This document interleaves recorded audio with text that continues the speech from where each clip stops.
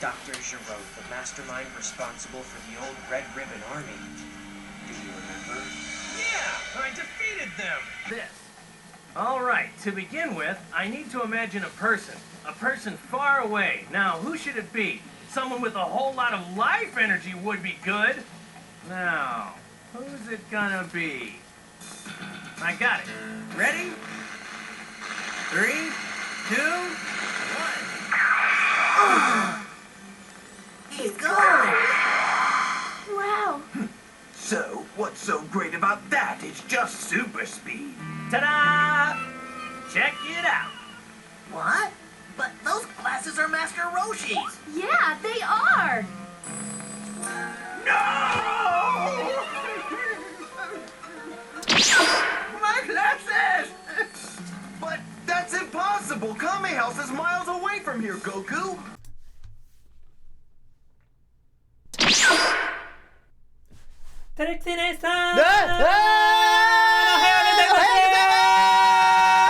Wanna make a video together? Yes!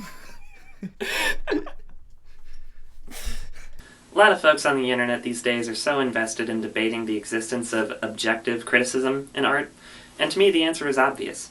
You can base your subjective opinions on objective truths, but the degree to which you value those objective truths as good or bad is entirely subjective. Your brain is not a machine, it's a squishy tangled up ball of insecurities. We're not computers, we're human beings, and we are all fundamentally flawed. That's why we make art in the first place. Do you think I would be here turning my thoughts and feelings into a digestible narrative that you can follow if I didn't feel like a piece of shit every time I stopped creating things?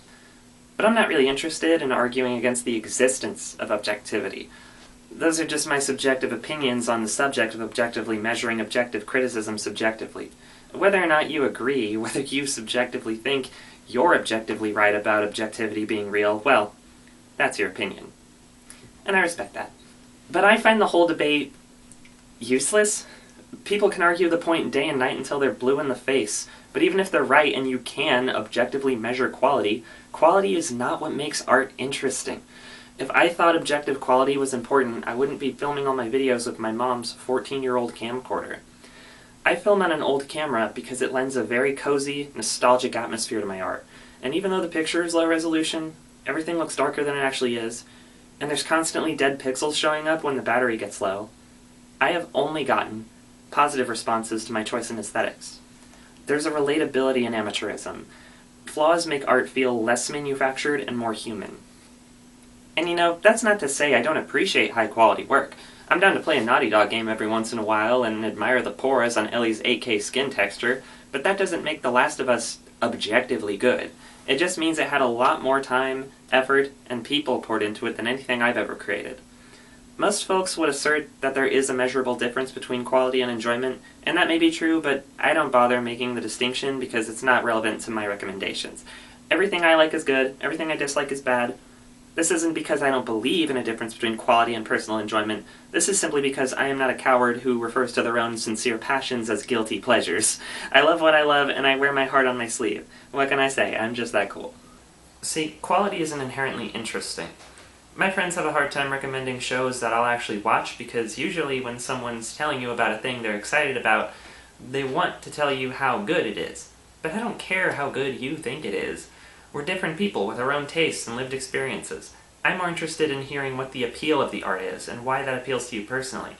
If you can describe your circumstances and your experience with the art well enough, I can gauge for myself whether or not that experience appeals to me, or if it's even possible for me to get the same emotional response you did.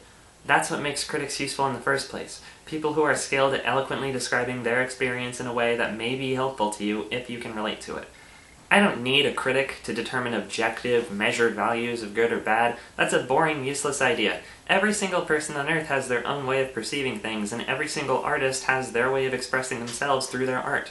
What makes art interesting is that human relationship between audience and artist, firmly planting yourself outside of that dynamic to achieve some abstract idea of the perfect critic is not only a waste of time, it's an embarrassing display of you missing the point of art entirely. I could be a movie reviewer here on YouTube if I really wanted to. I could review every piece of media I've ever seen, but sooner or later I'm going to end up describing the same appeal in different works. And I don't see a point in doing the same thing over and over again in different videos. I want my analysis to have a point. I want you to learn something about me or yourself. That's what art is. It's communication. So don't tell me whether a show you watched is a 7 out of 10 or if it's a piece of shit. Tell me what's interesting about it. Say nothing else in your critiques. Just get to the appeal, get to the meat of it. And if you realize there's nothing uniquely interesting about that show, don't bother talking about it. No one should care about a work of art that failed to communicate anything.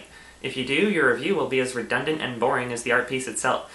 Take every live-action Disney remake as an example. I already know why they're bad. They're all bad for the same reasons. They've been doing it for over a decade. We get it by now. It's like making a video to explain the Earth is round. It's not worth any of our time. You'd only do it because beating that dead horse still makes you money.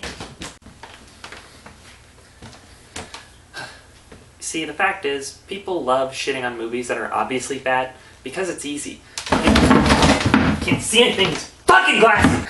Fact is, people love shitting all over movies that are obviously bad because it's easy. And anger gives people that instant dopamine rush that they desperately crave.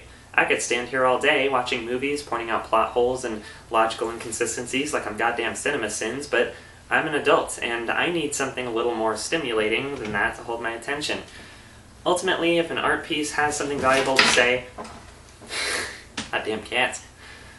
Ultimately, if an art piece has something valuable to say, I can forgive some mistakes here and there because, like I said, art is communication, and since we are all flawed human beings, the occasional miscommunication is expected and inevitable. The atmosphere of perfectionism that YouTube has brought into the art world is exactly why I felt too insecure to create anything until about 3 months ago.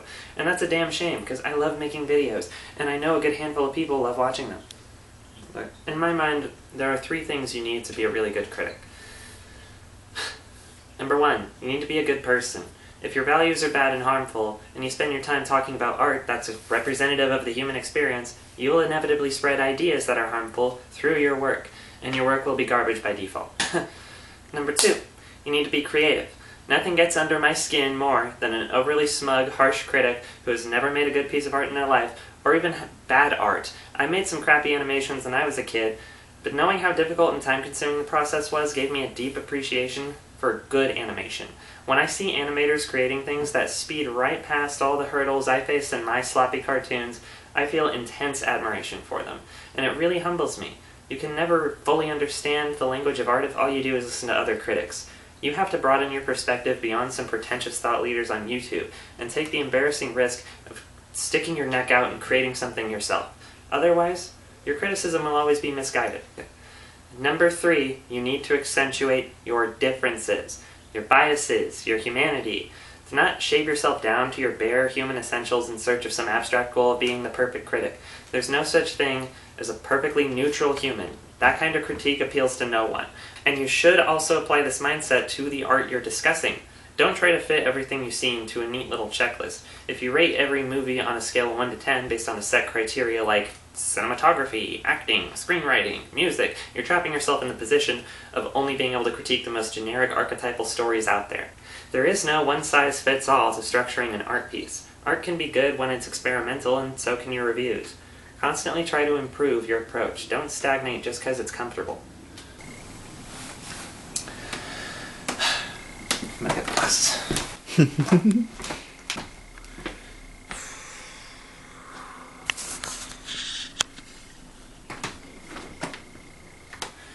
Just doing some behind-the-scenes photography. Yeah, just gotta get all of my YouTuber footage in there. Yeah, I had to retire from YouTube because I realized I don't know how to read. You want to know another thing?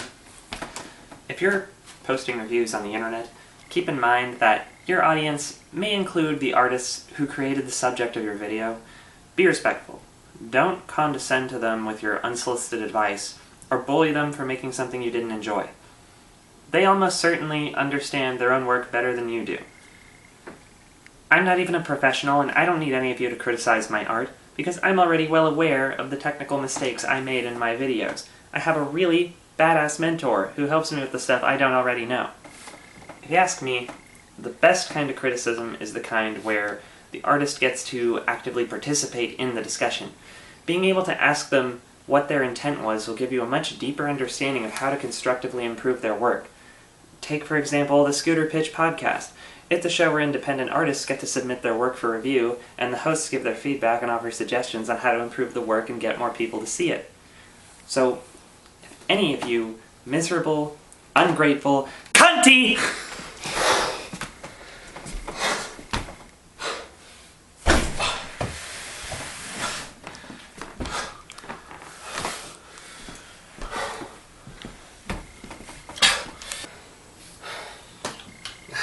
That's it.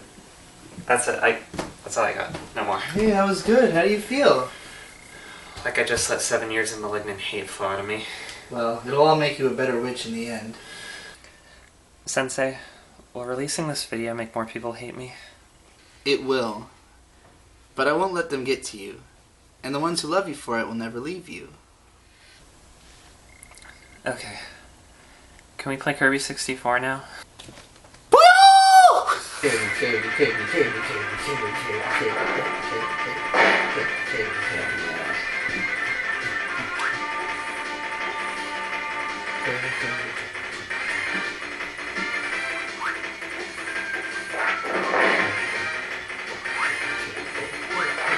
I'm down to play a Naughty Dog game every once in a while and admire the pores on Ellie's skin. God fucking damn it. And admire the pores on Ellie's skin. The pores. In 4K. Like start reading like zero punctuation. You know, it's not to say I don't appreciate high quality work. I'm down to... You sound very Scottish. That kid's from channeling Critical Drinker. You know, that's not to say I don't appreciate high quality work. Fucking Shrek does the rest of the script. Donkey!